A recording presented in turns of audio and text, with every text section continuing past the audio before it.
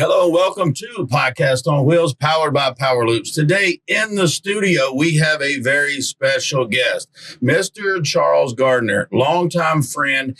He has 15 years plus of training with results. He is helping young kids. He's helping adults. He's helping people in the gym, virtually, and all of the above. Charles, welcome to the studio. Hey, man, glad to be back. I know this is back again for the second time, so I appreciate you having me back on the show. We were talking a little bit outside before the show, so if we want to pick up the conversation there, you want to have a list of questions or whatever it is, how you want to do it, we can roll with it. So at Synergy CEO _800, that's how they can find you on Instagram. Instagram. That's my IG. I want to make sure on this one that we make sure people know how to contact Mr. Gardner, because the reason I want to have local people like you on the show is not because of what you do, it's because of who you are. You've always been a solid guy. You've always been straightforward. You're honest. There's a lot of character traits in you that we want to support, we want to represent, right? Okay. So today I want to feature more of that. Let's talk, about who you are, how you get results, and how that came about. Well, like we were talking about outside, this is a little behind the scenes for everybody. I have a system. When you sign up with me, if you would come on, if you or your wife, whomever, friends, whatever, first you want to go to my website, synergystrength.net. You're going to go there and you'll go to your drop-down menu, the drop-down menu that you'll see. And I've got, pre-registration forms. I've got an online scheduling thing. So you're going to want to do both of those. And then you're going to want to send those to me. That way I know you're serious. Because if I know you're serious, then I can seriously help you. Okay. So that's the main way you're going to find me. And if you know anybody who knows me and they have my number, then if you text me directly with my phone number, then I also know that you're serious. But I'm going to redirect you to the system to key you in and get you moving properly through the process as far as that goes on that side of things. Right. And so with all of your experience and all the years of training and coaching and being part of different, opportunities to learn, you have developed your system. So the reason you redirect them over there is because everybody's going to come in and then get an opportunity to meet you, and there's an evaluation to see if it's a good fit for everybody, right? Right, because one of those things on my pre-registration forms is you're going to have your medical stuff and you're going to have your mental and personal stuff. So this gives me a good profile on what I'm going to be dealing with. If you have certain physical limitations, things that I have to take into consideration, if you have certain health things that I have to take into consideration, if there are some mental hang-ups, that procrastination was one of the things we talked about, self-doubt, things of that nature. If those are some things that we have to address, then I'll be able to point you into the proper direction as you begin working with me. We were talking about this earlier. Big shout out to Brian Robinson with Brian Robinson Coaching. He's one of my partners that you can find on my website as well. And so if you run into one of those situations where you have it listed that you're a bit of a procrastinator or you suffer from self-doubt and things of that nature, it's things that I may not necessarily be able to address on that side, because that's more of a mental thing, then I can outsource that and you can go directly to him. You can also find him there as well in some of the services that I offer, services and partners and stuff like that. Right. So as well, in that amount of time, you've had the opportunity to meet a lot of good people as well, and probably a lot of not so good people. We won't talk about them today. Okay. But actually, I learned more from the quote unquote not so good than good people. Yeah. Because when you're dealing with people who are quote unquote the not so good people, then you kind of run into a situation where you have to reevaluate and see where you are. It's like, well, is it my fault? Was there something that I did wrong? Did I mess up? Or is it just, that particular person? Because a not so good person, are we talking character? Are we talking a hard client, someone who may have higher expectations than, that I could meet or that they can meet. They set the bar so high for themselves that it's impossible for even myself to help them get there. Because that does happen. People want to look like the model or the bodybuilder or whatever, and they want it yesterday. Yeah. Okay, well, you're not, no, you may not be in that top 1% of the population that can do that yesterday. Especially if you're coming to me and you're 50 years old and you haven't done anything since middle school. Right. Good inspiration. Right. Use it for inspiration. But understand that you've got some limitations now. You may have had something replaced. You may have had some sort of surgery that restricts some things. So you have to be practical in what your goals are going to be when you come to me. And I'm going to try and put you in the right frame of mind for, well, if you're here, trying to go here may not be a good idea. Let's see if we can make you good where you are right now. A great example would be a trainer lady. She's in her 60s. And she just did the Liz Hurley, right? Okay.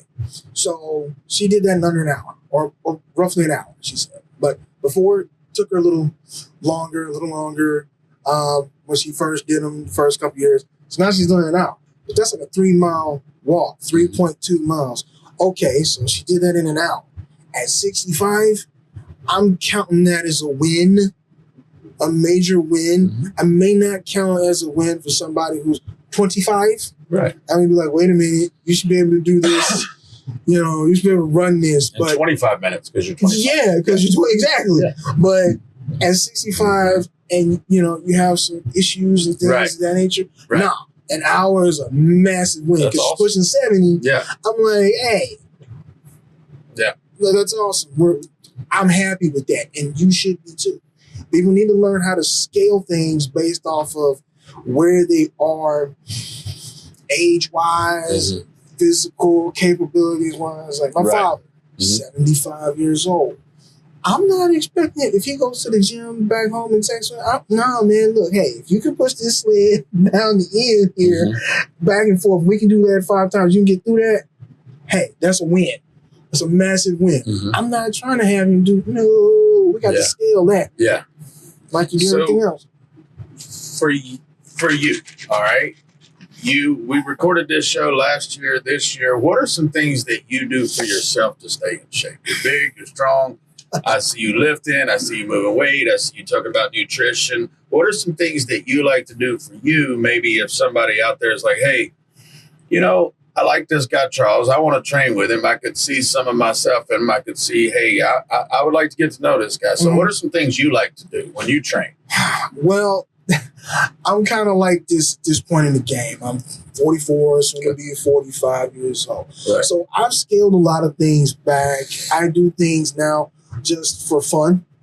So I'm not necessarily going to be, flipping a switch and, trying to lift, X amount. I do it for fun. I enjoy myself. So if you want to have a good time, if you want to still get in shape and enjoy the process and have a good time, then that's what I do.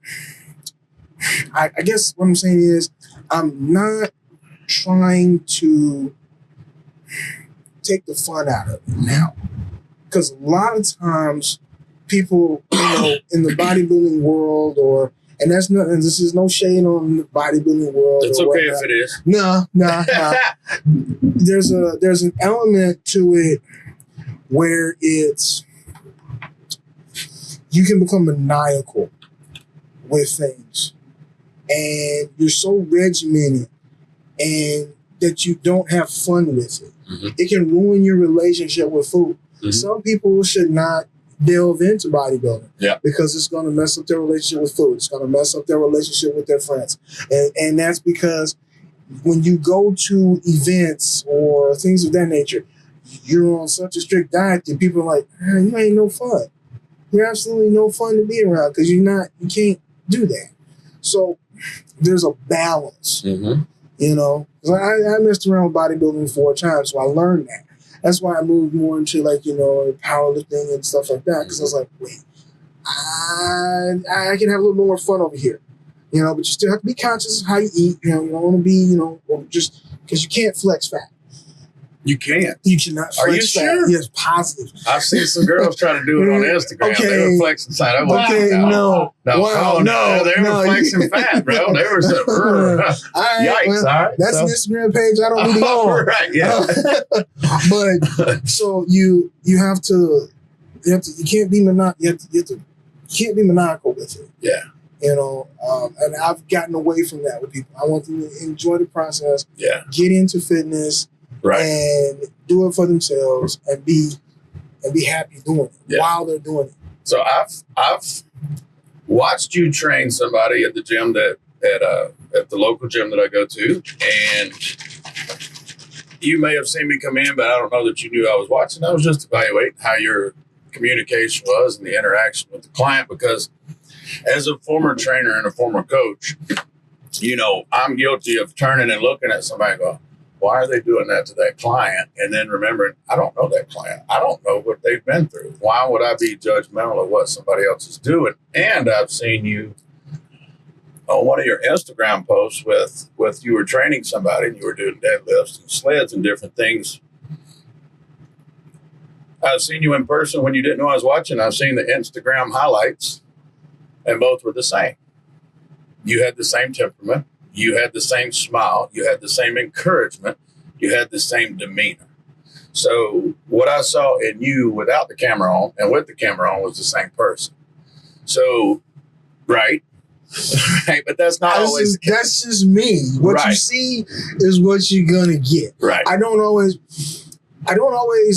have the right words to say. I don't always do the right thing, because it's something that I picked up. You might be familiar with the books called 48 Laws of Power by Robert Greene. There was something that he wrote in there and said, never appear too perfect, because it'll draw the ire and jealousy of those observing you. I thought about that and I was like, okay. So maybe having some strategic flaws, or not necessarily strategic, just the flaws that you have naturally are okay to have. Okay. So that means, let's say, I don't know, you're somebody who twiddles your thumbs when you're nervous or you're uncomfortable about something. That could be a strength. Okay. Meaning if you're a coach or you're a teacher and you're in a situation where you're teaching and you're listening to somebody and you're sitting there and you're just doing this, and it may be distracting to that person, but for you, it kind of keeps you calm, and people go, oh, well, that's distracting. Yeah, but it keeps me focused and I can kind of follow their thoughts. Because but people might look at that as a flaw, but you can be like, no, that's more of a strength for me. So sometimes flaws can be strengths if you know how to use them. Right? Okay. So I try to be consistent. But I tell these people all the time, like, look, I'm not always going to say the right thing. I'm not always going to do the right thing. But understand that I'm human just like you. A lot of times when I'm talking to people, clients especially, sometimes I'll just go into like a foodie mode. Hey, what's your favorite food? Oh, I like burritos. I like burritos too. Really? I didn't know you like burritos. Yeah, I love burritos. I can't eat a burrito all the time because that has deleterious effects to, your physique and whatnot. I said, but I love burrito. I love a pizza just like the next guy. But I said, you have to manage that. And then what that does is I've learned is it humanizes me a little bit. So they're like, oh, okay, well, he'll have a pizza from time to time. Right. And I'll tell them, they'll ask me, when was the last time you had a pizza? I'm like, that's 1, 2, 3, 4, about 5 months. And they're like, 5 months? 5 months? Yeah, 5 months. As a matter of fact, I'm due because it's been 5 months. Right. And I won't have another one for another. Well, how do you do that? I said, well, discipline. I know it's not good for me to do all the time, but occasionally it's okay. I said, well, what about burritos? I said, well, I may have one of those once a month. Yeah, right. And they're like, well, how do you do that healthy? Right. I go, well, you still get the burrito, but you can say, hey, you can put some little put a little extra meat on there. You can reduce the cheese, or you can. There are certain little L things that you can do to kind of flip that. Not have the margarita with the burrito. Not have the margarita. Yeah, that's what a lot of people do, though, right? Or the Hawaiian punch, or the beer with the pizza. Yeah, that's what I'll get. Yeah, if you're gonna have a few pieces of pizza, so what? That's fine, right? But sometimes those additives can be the problem. Yeah. Right now, I'm drinking a protein shake on your podcast, right? Because it's one of my meals. Yeah. So. Step into the future with Power Loops, the king of off-grid power, where our proprietary system is changing the game of energy. This isn't just power, it's freedom. The freedom to live, work, and play anywhere, powered by our innovative technology that taps into the Earth's natural energy.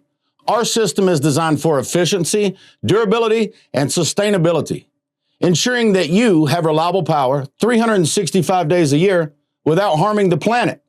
Whether you're traveling in the RV, the remote wilderness, or just opting out of traditional power grids, Power Loops provides the ultimate solution. Join us in leading the charge towards a cleaner, greener, and more empowered world. Power Loops, the king of off-grid energy.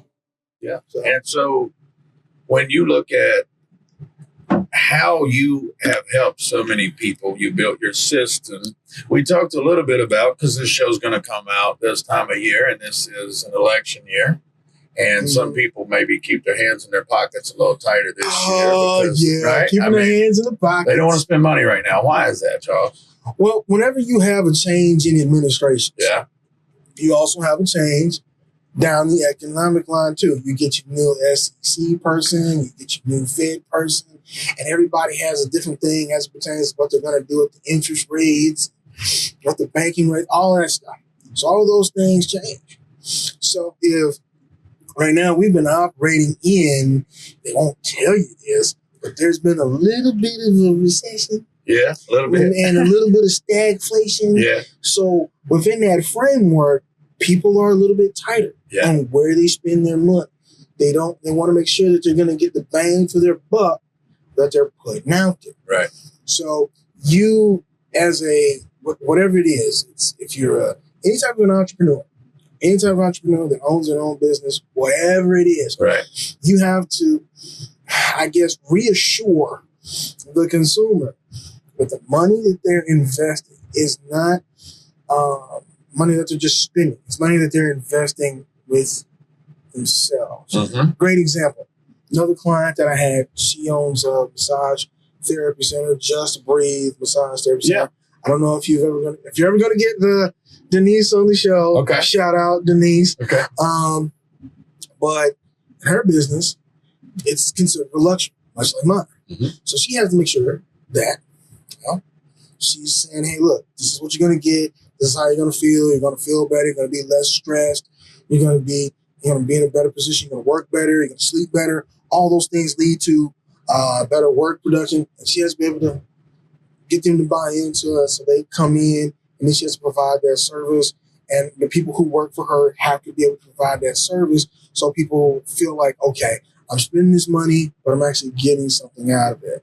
If you're a tutor, we can take this all the way down to education. If you're a tutor for math, science, English, whatever, okay, well, your kids need it. So why on earth would you not pay that tutor the $150, a month or whatever it is that they're charging to make sure that your kid, you don't have your kids suffer?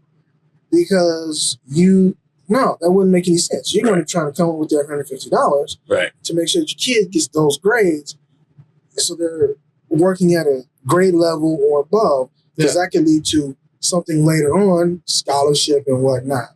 So now if we flip that over to me, okay, you're pre-diabetic, got high blood pressure, you got joint pain, inflammation. Okay, you come to me, I say, I'm going to charge you X amount per hour.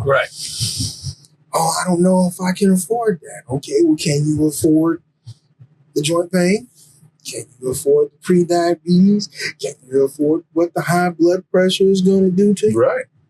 Because the high blood pressure could stroke you out.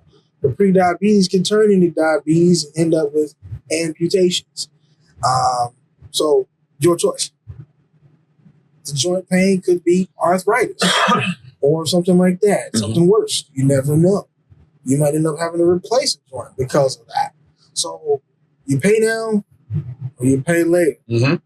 Because if I can get the pre-diabetes and the high blood pressure under control, get that down, well, that's one less thing you have to worry about. You might still have some joint pain because there might be some arthritis there. Okay. They got stuff for that. They meant to go in and clean it out. But that's 3 down to 1. I've taken care of 2 of those things. So now when you go in to get that procedure for the cleaning out of the joint to get rid of it, guess what? You're in shape for that procedure. So you can recover better from it. And you can go and get your massage from Just Breathe and all that stuff. And you can get back to where you were before. And during this time where people are still maybe holding on to that money, you just told me this right before the show, and this is something that I want to make sure that we get here. Like, let's say that somebody, wants to sign up with you, but they go, oh, well, I don't know if I could do that. So virtually, how do you communicate? How would somebody, they're still going to go through the website, but maybe come at that way that they want to do virtual, and then you... Well, if they're going to do that, then what we would do is we would do the check-ins and stuff like that. I would design a program, and I would need to see, some type of video of what you're doing, how you're doing it. And then that way I can say, okay, well, you need to go this way. You need to do it this way. I think one time I had a coach. And I would show you how to do that. I think we did every Sunday. I had to send pictures, front, side, back, something like that. Is that something like you're saying? Like it's just a visual. Well, the check-ins for me would be more along the lines of, all right, let's see what those workouts are looking like. Okay. Where are you having trouble? Let's troubleshoot. Okay, so you're getting into the workout. You're not just asking for pictures. No, I'm not asking for the progress pics. That comes later. That'd be that outside. That's an outlier for me. Okay. I want to make sure you're doing the workouts properly first. Okay, what's the nutrition like? Okay, well, I sent you the recipe book. I sent you the outline for how you need to structure your meals. I've also learned, since we're on this, all right, most people can't do 6 meals a day. That's way too much for people. It's overload. So I've learned to scale it. Start them where they're at, and then try and build up from there. So if someone is eating 1 to 2 meals, I say, hey, can you give me a third? Let's get you to doing the basic principle of breakfast, lunch, and dinner. Let's do that first. We'll worry about the combinations of foods after you get that down. Once they get that down, then we start worrying about proteins, carbs, fats, and how those things are combined in those 3 meals. Okay? Now, once they've gotten that down to, fairly consistent, and I look at that as being an 80%, consistency rate. Now it's okay. Now we can move to 4th meal. And they're like, 4th meal? You want me to 4th meal? Yes, but I don't care where you put it. I'm going to give you some room. So, and the 4th meal could be a protein shake. It could be a protein bar. I need something. You need something. So at this point, are you introducing macros in a way? In a way. Are we there yet? In a way. In a way, I'm introducing it, but I'm still staying away from, you need this many grams, that many grams, Because that's overwhelming, even for me sometimes. Somebody comes in and goes 1.5 grams of protein. I'm like, okay, I'm 220. I go 1.5. Now I'm at 300 grams. Do you know how that makes me feel? I don't know that you do know how. But you know what I'm saying? Like, so you're walking them into this. Right. Okay, keep going. It's a slow walk. Right. It's a slow walk process. And then whenever they run into the hiccup, I say, okay, well, where are you having the problem? Where's the issue? Because you have some people who are emotional eaters. Okay. They get stressed. Yeah. They want to find something sweet. Okay. All right, well, how can we solve for that? What do we need to do to replace the honey bun with something that's a little better? Right. So, okay, let's find a replacement for that. And then here's where you need to place that. So it's moving pieces on a chessboard. Fitness is not 1D chess. Fitness is 3D chess. Okay. Because you have to, have you played chess? I'm sure you've played chess before. Okay. Well, 3D chess, you've got levels. So you can move a piece from down here to up here. and then move that piece, you can move it back down here.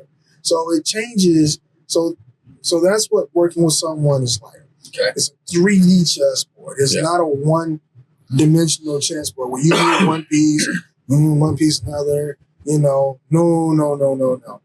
Because the human body's a computer, it remembers, it adapts, it changes, and so you have to be able to flow with those changes. So it's like 3D chess with people. Gotcha. So you're bringing people in, you're evaluating them, you're walking them down this path. We're starting to introduce macros, but we're taking baby steps because you're exactly right, Charles, because as a former trainer and being in gyms and being around it, you come in and you want people, they say, well, I want these results. And that's one reason you have this system. Well, are your results realistic right now? 50 years old when you haven't done something since middle school, like you said earlier? No, they're not. So until we get you to actually, at this point, when people contact me for advice on fitness, I tell them, I said, when you start drinking only water for 3 or 4 days, then come back to me. Then we'll have a conversation about what's next. You give them the water treatment. You know what I'm saying? But it's like, for me, I'm at this point where I'm like, I had a buddy send me, I said, write down what you eat for 3 days and send it to me, right? Did you do it? Yeah, but it was Mountain Dew, honey bun. And I said, okay, now, do you know that for breakfast is not good for you? Well, yeah. Well, quit. Okay.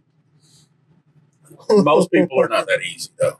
He lost 25, 30 pounds. He fixed it. But it's hard. How would you get somebody to do that?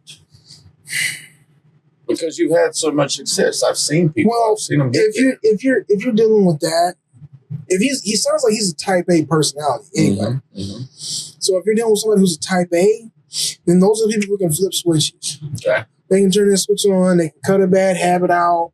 They can insert a bad habit just as quickly as they can take it out. Insert bad. Insert good. Insert bad. They can just boom, boom, boom, interchangeable. boom, boom. They just boom. Yeah. Then you have your type. I would call them B, and then type C, or C and B, whichever. So your type B personalities, no, takes a little bit more. You got to slow walk, and that's the majority of people.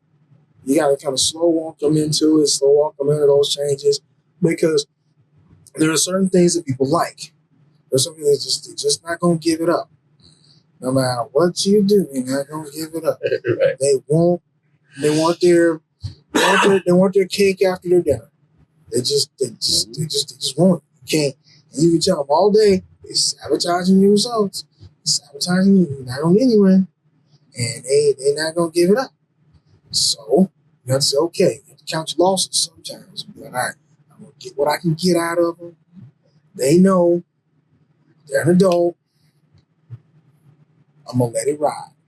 Because you're just going to stress yourself out. You're just going to pull your hair out, trying to get them to give up their cake after that. Yeah, and I can't do that anymore. So, me either. So that's what's going to happen. Until they want to make that change. Mm-hmm. Once they want to make that change, then it's all good. It's all great. And then you have another type of personality where I guess they call them sigmas. And so those are the individuals that kind of, depending on what it is. Okay. And whether or not they're motivated enough to do it, they can quickly give it up and move closer toward their goal or not. So, but the vast majority of people are over here in the type B where they like their, pizza, their wings, and their beer. And they like to do that during football season or baseball season or basketball season or whatever it is. Or whatever excuse they can make to go have pizza, wings, and beer. Or whatever. Yeah. Right. And then once that's over, they're like, okay, well, it's over. I'm going to get it right. Mm-hmm. And they do. But okay, we're getting close to football season for this person. Or I'm getting close to, so I know what's going to happen. Mm-hmm. A lot of things are going to get out of whack here, and I'm not going to be able to fight that uphill battle. It's like Sisyphus trying to push the ball up the hill. Yeah. Yeah. Certain battles I've learned over the years, I just let them roll with it. Some would say, well, that makes you a bad trainer. Aren't you supposed to, no, because I'm dealing with a capable, very competent person. I understand that my clients are intelligent, and I give them enough room for them to give them all your tools. They are here when you want to use them. Right. When you're ready to use them, they're here. Right. We will implement as you want. Yeah. If you want to stay at one-on-one level, even though I know that you will do better at 205 or 305. Okay, I'm gonna let you stay here. Some would say that that's bad, but I'm like, it's right there. Yeah. And I know that they can get there, but they don't necessarily want me to push them that far, or they feel like they can't do it. I'll still try and nudge every now and again, just to give a little nudge. This is not to say that I just let them do good, just whatever. Exactly. But I'm like, okay, well, how are you doing here on this side with this? I'm doing okay. Okay. So said, well, do you have them write it down? Some people will write down their stuff. Some people won't. I've learned too. Vast majority of people, they're not keeping they're not keeping the nutrition log. They're not going to do that. They've got too much stuff going on in their day to do a nutrition log. Right. This is why I go, okay, look, you need to do 3 meals a day. Give me a 4th meal. These are the components of what it needs to be. You need to do lean meats, green vegetables, watch your carbohydrate intake. They'll ask me how I do mine. I'll tell them. I say, okay, well, usually most days I do 2 carb meals a day, and then 2 non-carb meals a day. I pick it where I want to put it. If I feel like I need some, all right, I'll take it. If I don't, I won't. But I pick where I'm going to put those 2 carb-based, carb-based meals. Usually is before and after my workouts. And then the rest of the day is, protein and a fat. That works best for me. Right. It may not work for everybody, but that's where I protein and fat, protein, carb, some type of a vegetable or something like that if I'm feeling like it. Here at Smith Financial Services, we take care of small business owners, 1099 contract workers, and their families. We know insurance can be rough if you're a small business owner, so we are here to make things easy. Visit our website, smithfinancial.services, to learn more. So as you're helping people, you're growing people, what else? Because on this show, a lot of times we'll talk about faith, family, fitness, finance. Any of those other topics apply to Charles Gardner? Which one? Okay, well, hit me with something here. Okay, faith. Okay, what do you want to know about my family? You tell me. You tell me. Well, I mentioned my dad earlier. I said I'd love to get him on this if I could get him to ever come into town. And visit. He's an older guy, so he doesn't necessarily like to travel. But I talk to my dad every Friday night. Okay, that is like a tradition. I don't really, my mom passed away years ago, and I made that a thing for myself. I said, you know what?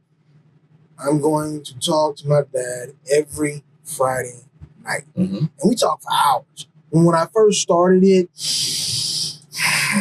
was like, maybe a 30-minute conversation, and it was kind of like, most of the time, people don't really talk to their dads. It's kind of a passing thing or whatnot. But I recognize the importance of that. And I was like, okay, so let's start out at 30 minutes.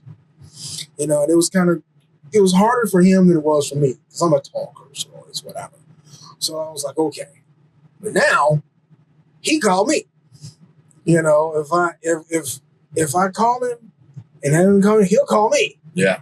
Or he may just call me anyway because he looks forward to it now. Right.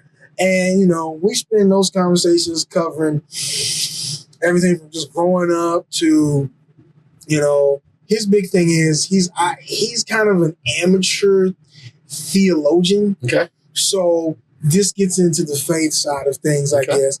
And so we we talk Bible, and we go back and forth on that. Yeah. You know, his views on things, theological, my view on things, theological. Sometimes we agree, sometimes we don't. Right.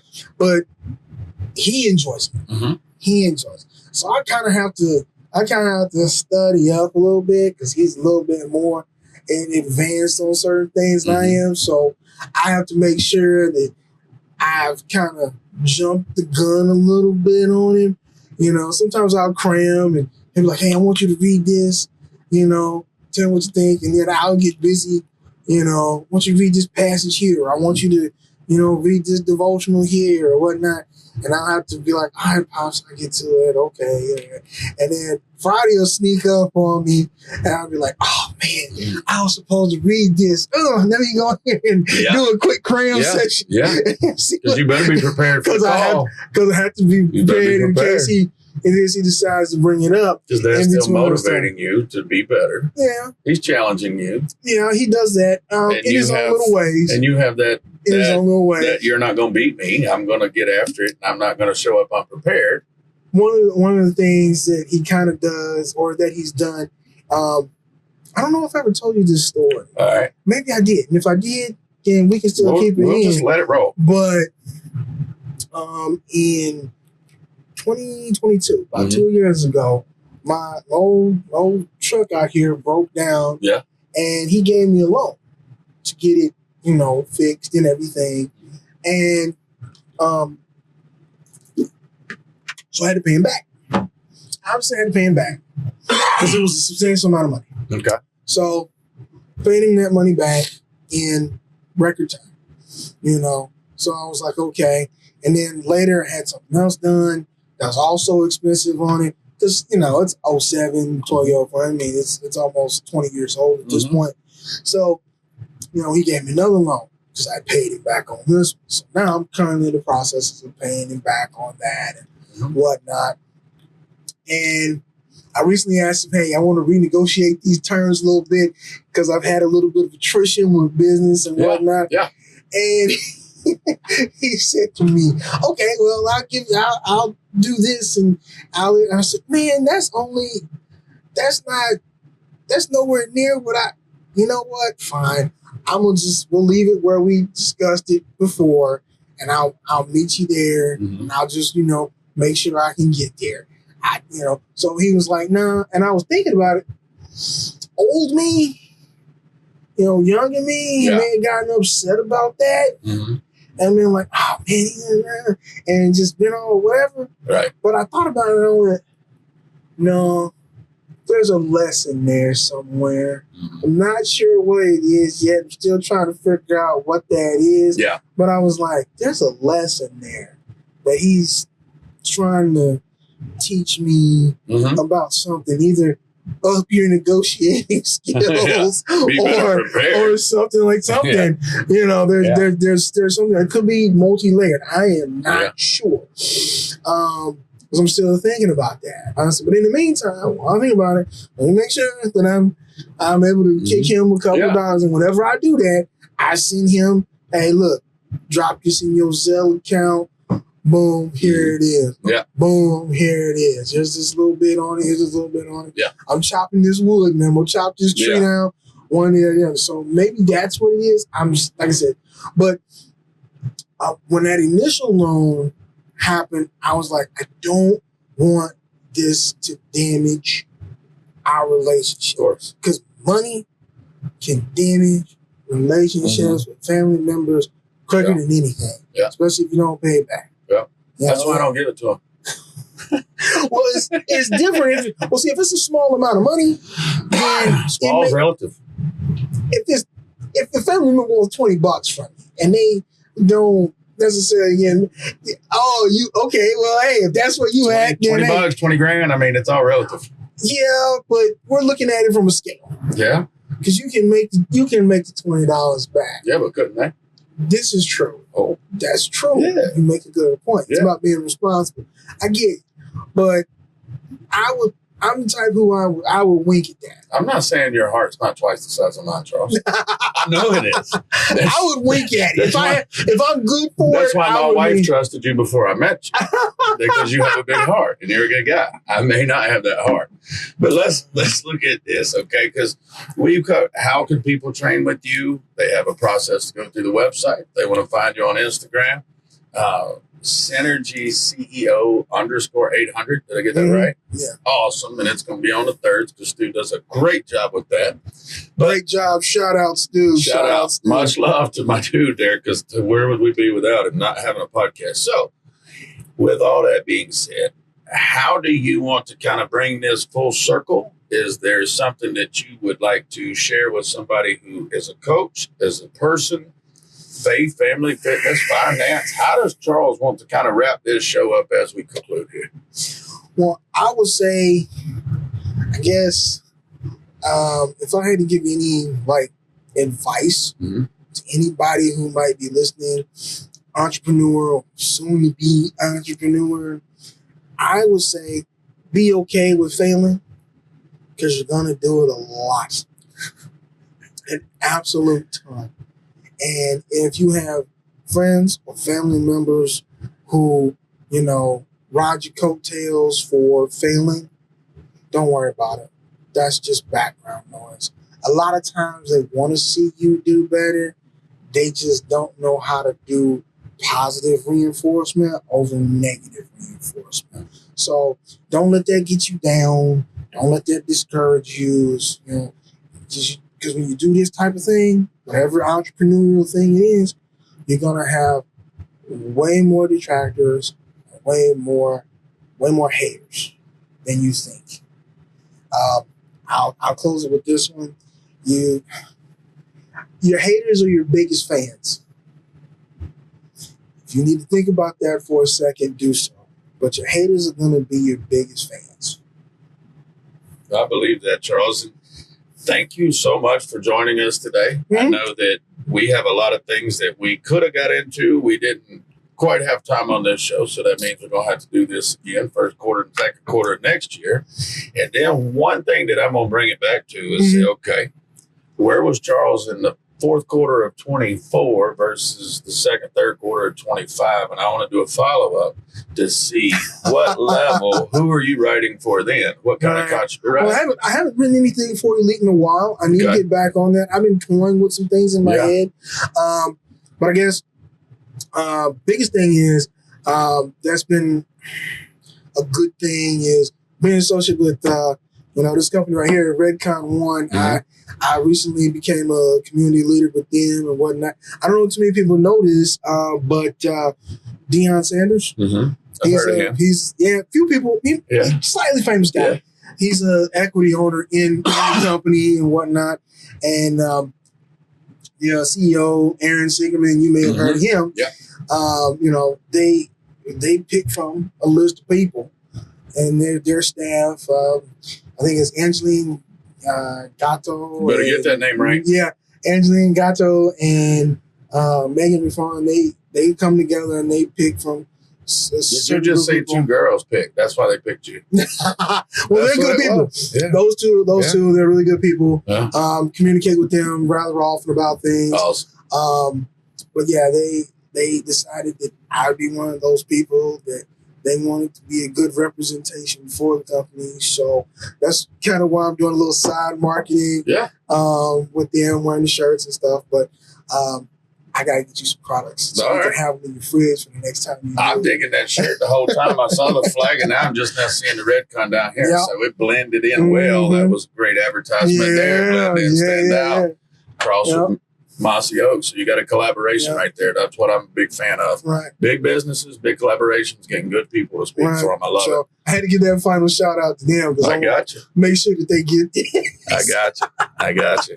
Charles, again, thank you so much for being on the show today. No problem. Appreciate you having me on. Thank you. And thank you for watching Podcast on Wheels.